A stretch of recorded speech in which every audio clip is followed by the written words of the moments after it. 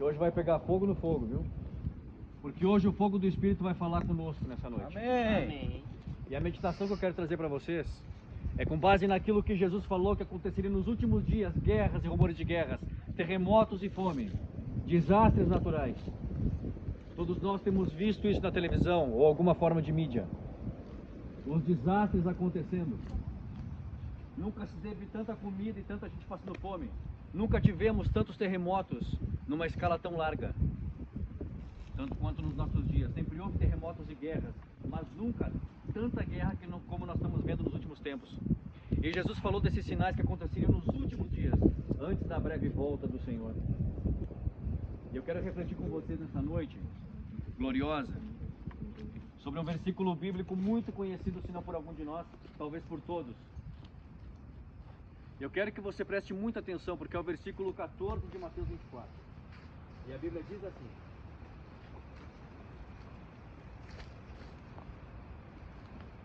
presta atenção.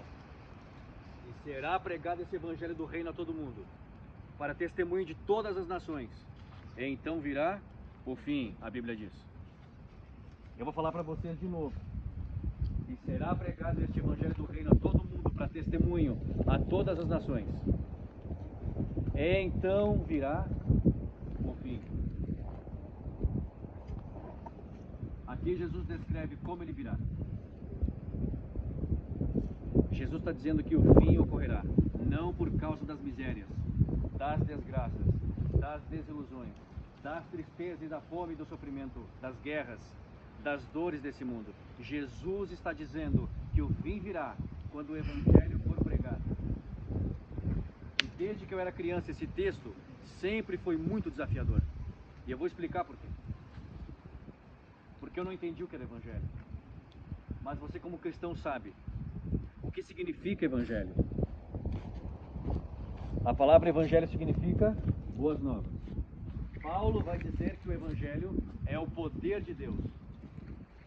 Então, quando as boas novas, a saber, Cristo, for anunciado para todo mundo, e o mundo experimentar individualmente o poder de Deus, então o fim será, ou virá. E aí eu começo a ter um problema, uma crise com esse texto. Porque é um cálculo. Ainda na adolescência de vocês ou na minha, e pouco depois de eu ter me batizado, eu quero que Jesus volte. Então eu fiz o cálculo. Nós somos cerca de 20 milhões de adventistas. 8 bilhões de habitantes no mundo. Nós, quanto tempo nós levaríamos para os 20 milhões de adventistas pregarem para 8 bilhões de habitantes? E eu pensei assim, meu Deus, vai levar tanto tempo. Minha avó era adventista e pregou. Minha mãe é adventista. Eu adventista, pregarei e prego. E o meu filho é adventista, ou deverá pregar. Porque muito provável que mesmo depois disso tudo, ainda assim, não conseguiremos atingir todo mundo, porque o mundo continua crescendo em número e as pessoas continuam nascendo. Então a gente vai precisar de um esforço sobre-humano, Senhor. E a gente fica desesperado olhando para esse verso. E aí eu falei, meu Deus, o Senhor vai demorar muito para voltar. E Deus fala, tu não entendeu o texto. É o Evangelho. O Evangelho sou eu, ele diz. Então aquele que ouvir o meu nome estará cumprindo a mensagem. Eu levantei vocês para pregar, mas não são só vocês que vão pregar. Todo aquele que me aceitar como Senhor e Salvador será chamado para pregar. Aí eu falei, não, peraí, entendi. Então, como adventista, nós temos uma comissão específica. Mas não somos os únicos comissionados a isso. E Jesus diz assim: então posso considerar que todo cristão genuíno, galera, que te aceita como Senhor e Salvador, também terá a comissão de pregar? Ele diz isso mesmo, é isso aí. Então o número muda. Já não são mais 20 milhões. Agora é 1 bilhão de cristãos. Então a proporção cai drasticamente. Então uma pessoa cristã precisa pregar para 8 pessoas. E eu falo, Senhor, e se elas não se converterem, Jesus diz, você não entendeu o texto. Aí eu falo, testemunho, Jesus fala, eu falei que testemunho e não conversão. Eu não estou falando que elas deverão primeiro de aceitar, eu estou falando que elas precisarão apenas saber de mim.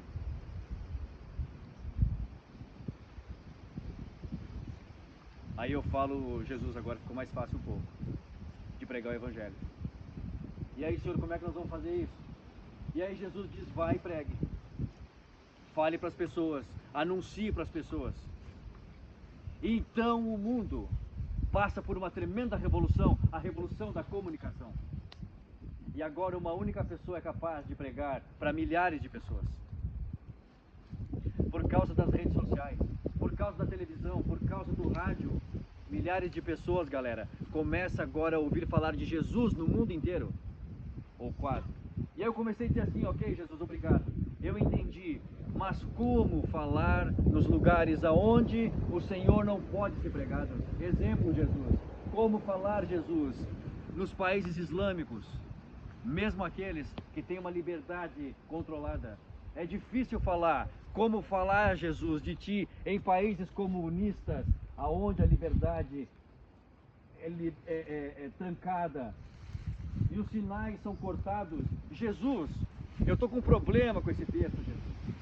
Porque, ok, eu posso ir, mas há lugares onde eu não posso ir, Jesus. Ele disse, então vou te dar umas notícias. Presta atenção, galera. E há 3 Assembleias Gerais atrás da igreja, portanto há 15 anos atrás, uma pessoa sobe na tribuna para dar um testemunho, galera.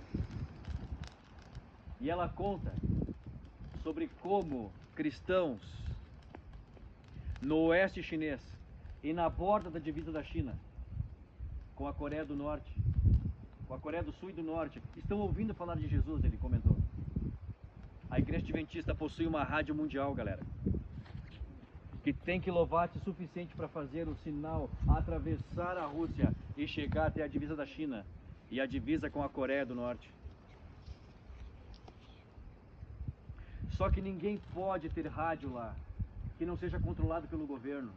Sabe o que está acontecendo?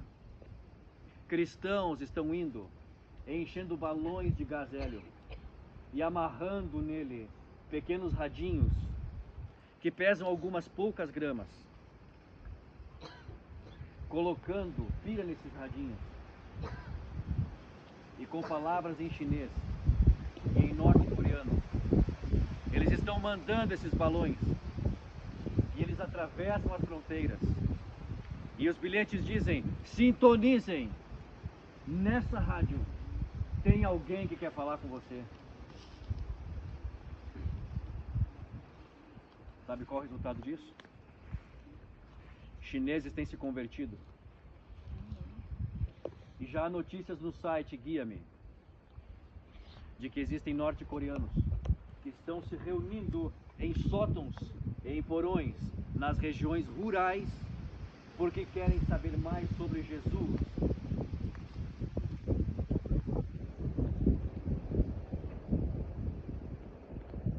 Louvado seja o Senhor por isso, porque onde eu não posso ir, por meio das minhas ofertas, o Evangelho está indo e sendo pregado.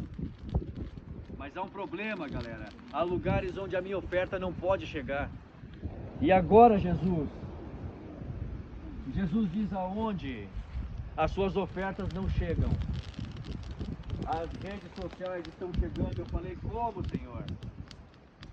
Há países que não bloqueiam o sinal de rádio, mas bloqueiam a internet. E aí foi quando a gente tem acesso a um movimento chamado Primavera Árabe. Jovens, presta atenção, que se rebelaram contra regimes tirânicos no Oriente Médio e que utilizaram as redes sociais deles para se mobilizar. E nesta mobilização conseguiram levar pessoas a ruas, e milhões de jovens como vocês, dos mais diferentes países árabes, começaram a sair às ruas pedindo mais liberdade, inclusive liberdade de fé e crença. E muitos deles morreram pedindo essa liberdade. E esses jovens, como vocês, pediram porque começaram a ter acesso a conteúdos cristãos que você tem na mão. quando eu vi aquilo eu me emocionei, porque eu pensei assim, então onde eu não posso ir pregar, as ondas do rádio estão indo. Onde as ondas do rádio não podem ir, as ondas da internet estão indo. Mas eu confesso para vocês que eu ainda tenho um problema com esse texto. E eu falei assim, Jesus, eu entendi. Mas e nos países que nem internet tem, como fica, Senhor? Vou falar, Jesus, para ti. Butão, Afeganistão, Jesus. Eritreia. Porções gigantescas da Míbia. Como falar, Jesus, de ti nas divisas do Egito com a Palestina, que é controlada pelo Hamas. Como falar de ti, Jesus, nas divisas da Palestina com o Líbano, que é controlado pelo Hezbollah. Como falar de ti, Jesus, nas divisas da Nigéria com os países ao norte, que são controlados pelo Boko Haram. Como falar de ti, Jesus, em lugares aonde não há qualquer possibilidade de penetrar com o Evangelho. E eu vou ser bem honesto com vocês. Mesmo sendo um líder de igreja também, a minha luta é para continuar crendo que a promessa é real. Até que na pandemia, todos os pastores ficaram confinados. Nós, líderes religiosos, e as reuniões entre os pastores tinha que ser via Zoom. E por ser via Zoom, foi possível convidar missionários de outras partes do mundo para dar palestras de testemunhos para pastores. Trazer para o lugar era muito caro, então era muito impossível, mas com a pandemia só podia ficar em casa. Então as reuniões passaram a ser pela internet. Isso possibilitou que convidassem outras pessoas a participar. Então o presidente dos pastores do Rio de Janeiro convidou um missionário, galera, no interior do Egito, para dar uma palestra para pastores. E como era o trabalho missionário em regiões dominadas por facções terroristas, extremistas e religiosos. Falar de Jesus desse lugar é horrível, não tem como. E ele então entra no vídeo no Zoom para os pastores. E ele diz, olha, eu vou falar com vocês, mas eu não posso dizer para vocês onde eu estou, e nem a cidade, nem onde eu moro. Apenas saibam que eu estou em alguma porção do Oriente Médio, entre o Egito e algum outro país.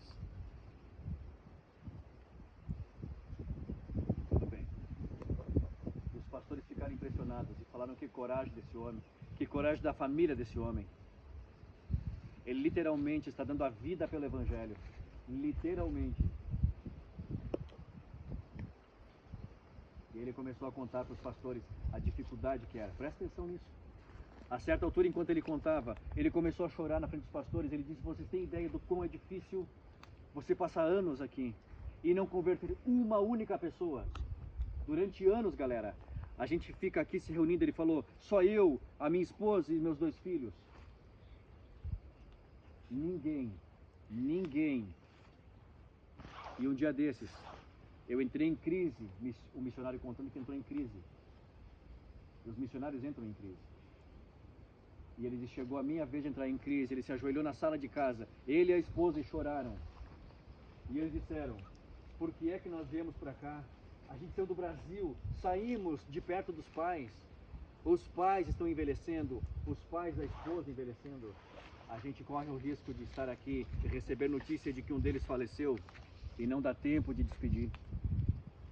Os filhos estão crescendo numa cultura que não é deles, com uma educação que não é deles. Por que é que o Senhor trouxe nós para cá? Eles não tiveram nenhuma resposta na oração e apenas choravam na oração. Até que um dia, presta atenção, pela manhã, esse missionário conta, alguém bateu a porta na casa deles.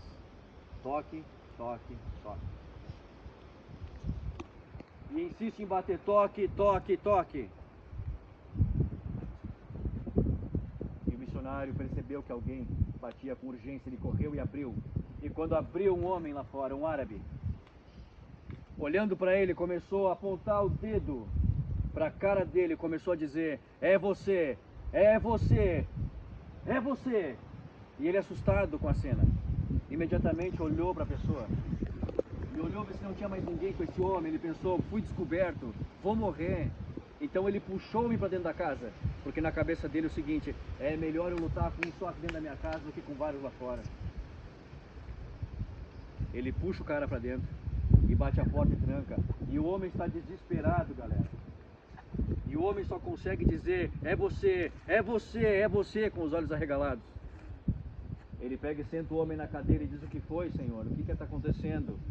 E o homem, é você que eu vi no meu sonho. Ele diz, como assim? Sim, já faz 3 meses que eu tenho sonhado com um homem sentado num trono, tendo anjos ao redor. Ele está sentado numa nuvem e sob a cabeça dele uma coroa.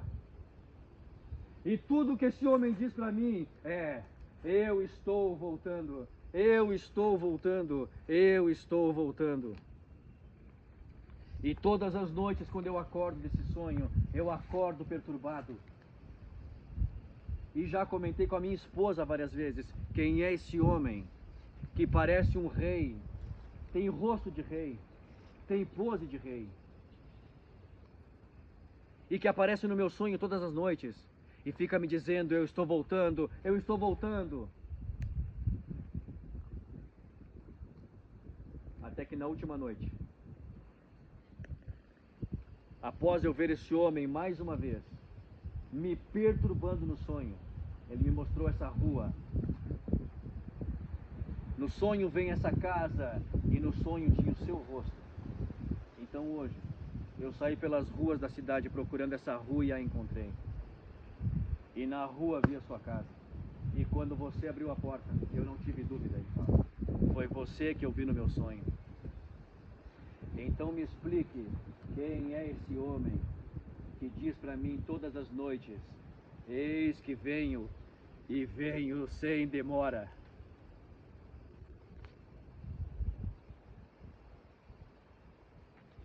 Nessa hora, enquanto ele estava olhando para a tela, um dos pastores, os olhos lacrimejando, porque a dúvida de uma década começou a fazer todo sentido, tanto quanto a minha, do texto. E para tornar a história um pouco mais impactante, ele disse, desde que eu cheguei aqui, 6 pessoas já aceitaram Jesus. Esse missionário contando. Ele disse, 6 pessoas, galera, já aceitaram Jesus. Mas das 6 que aceitaram, apenas 2 foi porque eu dei estudo. 4 vieram porque sonharam com Jesus. Elas não se conhecem, elas não moram na mesma região, elas não têm qualquer grau de parentesco. Mas todas, disse o missionário, tiveram o mesmo sonho. Agora o que vai impressionar ainda mais cada um de vocês, o missionário falando, é de que esse mesmo relato está sendo contado por diferentes missionários ao redor do globo. Gente na Arábia, gente nos Emirados Árabes Unidos, gente na Eritreia, no Iêmen, gente na China. Pessoas das mais diferentes religiões, galera, estão sonhando com um homem que está vindo nas nuvens do céu, assentado em um trono e dizendo em alto e bom som, eis que cedo venho. E aí então, esse texto passa a fazer sentido. Ali a gente descobre que quando eu não posso ir, as minhas ofertas vão. Mas quando as minhas ofertas não podem ir, as redes de comunicação vão. Mas quando nem as redes de comunicação podem ir, quem está indo é o próprio Jesus, galera. E agora eu entendi porque Jesus Cristo diz em Mateus 24, e este evangelho do reino será pregado. Ele não diz assim, e você vai pregar o evangelho. Ele não diz assim, e os animais vão pregar o evangelho. Ele não diz assim, as pessoas vão pregar o evangelho. Ele não diz, ele apenas diz, e este evangelho será pregado. O sujeito, o ator da frase não está explícito. E sabe por que não está explícito? Porque quem vai garantir, galera, a volta dele É Ele mesmo. A pregação do Evangelho a todo mundo não será uma obra humana, será uma obra sobrenatural. Para que Ele possa voltar, Ele mesmo quem está garantindo o resultado. E por essa razão, eu posso afirmar para vocês, sem dúvida, Jesus Cristo está voltando.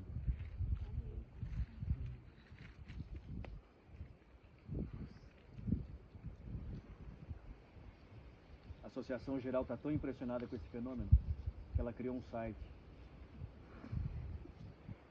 chamado Dreams of isso, um negócio assim, .org, não lembro agora, para colecionar histórias de pessoas que conheceram Jesus através de sonhos, galera. E o site só cresce. Jesus está voltando. Então, diante disso, a pergunta que eu faço é, indo para o fim, se a história é verdadeira, se a promessa é real, e se é Ele quem garante o cumprimento da sua própria profecia, o que você está esperando para verdadeiramente se entregar a Ele?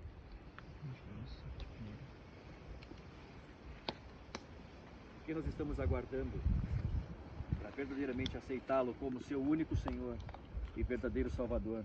Porque esse dia virá. Ele realmente voltará. E nós o veremos nas nuvens do céu, com poder e grande glória. Naquele dia, todas as profecias serão cessadas, porque terão se cumprido naquele dia. Jesus Cristo trará de volta tudo aquilo que o pecado nos roubou.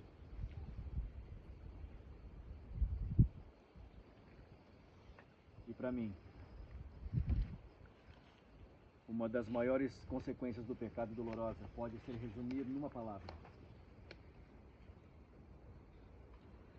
saudade. Saudade. Saudade, cara.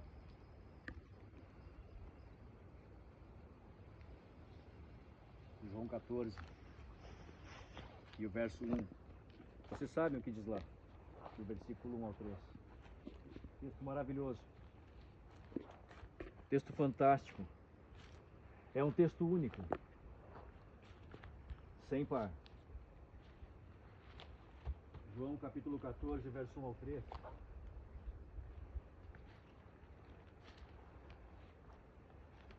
E eu quero que vocês pensem e reflitam junto comigo. E Lucas registrou tudo o que aconteceu na ceia, exceto uma situação, galera. E essa situação é uma situação que está encaixada com o capítulo que eu citei e os versículos que eu quero citar para vocês. E essa é a cena. Jesus está com os discípulos à mesa. E Jesus olha e vê que depois de dizer para os discípulos que ele queria muito aquele momento, porque era o último momento dele com os discípulos, antes dele morrer. Os discípulos começam a ficar completamente perturbados com a notícia. Como é que viveremos sem Jesus? Como a nossa vida passará a fazer sentido sem Ele conosco? E o temor no coração começou a assaltar todos os que estavam ali à mesa, menos Judas. E é nesse momento que Jesus diz, para mim, a frase que melhor resume o Evangelho. Se pudesse resumir a Bíblia toda, muitos teólogos falam em um único texto, e esse texto seria este. E o texto diz: não se turbe o vosso coração. Credes em Deus e credes também em mim. Porque na casa do meu pai há muitas moradas. E se assim não fora, eu vou-lo teria dito: vou preparar lugar para vocês. E quando eu for e preparar a vocês um lugar, eu voltarei E receberei todos vocês, desbravadores, para mim mesmo, para que onde eu estou, vocês também estejam comigo. Esse é Jesus, galera. O Deus da promessa, porque Jesus diz isso. Porque Jesus estava sentindo algo que nós só passamos a sentir quando o pecado veio ao mundo. A palavra saudade. Saudade, galera. Essa de todas as mais malditas das palavras. A mais maldita. Quer saber do peso que essa palavra tem? Presta atenção. Pergunte para um pai ou para uma mãe que precisa despedir do filho, porque ele está agora ou vai sair de casa para seguir a própria vida e buscar os sonhos. E que dá um abraço apertado, porque já não pode mais segurar. Porque está vendo aquele ou aquela que um dia carregou em seu colo, agora andar com as suas próprias pernas. E tudo o que pode fazer é dobrar o joelho e dizer: por favor, Jesus, protege, porque agora o meu coração saltou para fora do peito e está andando sozinho pelas ruas. Saudade. Quer saber o peso dessa maldita palavra chamada saudade? Experimente conversar com alguém que já está anos sem ver pessoalmente. E tudo que pode é ligar e ouvir a voz, ou fazer uma chamada de vídeo para ver o rosto. Uma das maiores trends da internet são de filhos encontrando seus pais. Que surpresa! E é incrível a emoção deles quando se encontram. Alguns chegam a desmaiar, porque não esperavam a emoção. É maior do que a capacidade deles de contê-la. Quer saber o peso da saudade? Pergunte para alguém que já não pode mais ouvir a voz, muito menos dar um abraço, porque não haverá ninguém do outro lado que vai atender a ligação. Pergunte para alguém que sepultou um filho ou uma filha. Pergunte para alguém que sepultou um querido. Pergunte para alguém que já sepultou uma mãe ou um pai, que nunca mais teve contato. Pergunte para alguém o peso da saudade que essa pessoa tem. E eu quero dizer para ti, nessa data de hoje, que aquele que prometeu voltar, aquele que vai erradicar com a fome, aquele que vai erradicar com as guerras, aquele que vai erradicar com a saudade, galera, com o pecado, esse prometeu voltar. Ele está voltando. Amém. Pessoas estão sonhando com Jesus nos países onde o Evangelho não consegue chegar de outra forma. O Evangelho, galera, será pregado a todo o mundo e não depende de mim, não depende de você. É aquele que prometeu voltar que vai terminar essa obra da pregação do Evangelho. Vocês estão preparados? Porque a saudade vai cessar, galera. Breve Jesus vai voltar. Amém. Tá bom? Muito em breve. E um dia o fogo do pecado desse mundo também vai apagar, viu? E vai sobrar fogo só pro capeta. Para vocês não tem fogo, galera. Para vocês é fogo do Espírito Santo, viu? É Amém. disso que vocês precisam. E é disso que eu preciso também. Dessa chama aí. Tá bom? Jesus abençoe vocês. Amém. A despeito do Evangelho não precisar de vocês para ser pregado, envolvam-se na pregação do Evangelho. Sejam missionários, sejam missionárias, pastores e pastoras, seja de quem for. Que o Senhor te abençoe, te guarde e faça resplandecer o seu rosto sobre cada um de vocês e tenha misericórdia de todos vocês. Que o Senhor sobre vocês levante o seu rosto e lhes dê a santa paz. Amém? Amém. Amém. Marcelo, é contigo. Vamos orar então? Querido Deus, amamos o Senhor.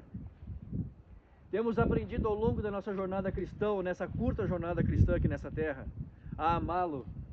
Muitas vezes nós não o respeitamos como deveríamos, mas nós te amamos, Senhor, na singeleza do que nós entendemos que é amor. Mas obrigado porque o Senhor nos ama acima daquilo que nós entendemos que é amor. E nós nos jogamos nos teus braços nessa noite, pedindo perdão por nossos pecados. E a saudade que está no coração de alguns, que Jesus preencha na pessoa maravilhosa do Espírito Santo. Cubra-nos com teu grande amor. Despeça-nos daqui agora, salvos em Jesus, mas compromissados com Ele. Amém. Galera, a mesma fila, a gente agora vai para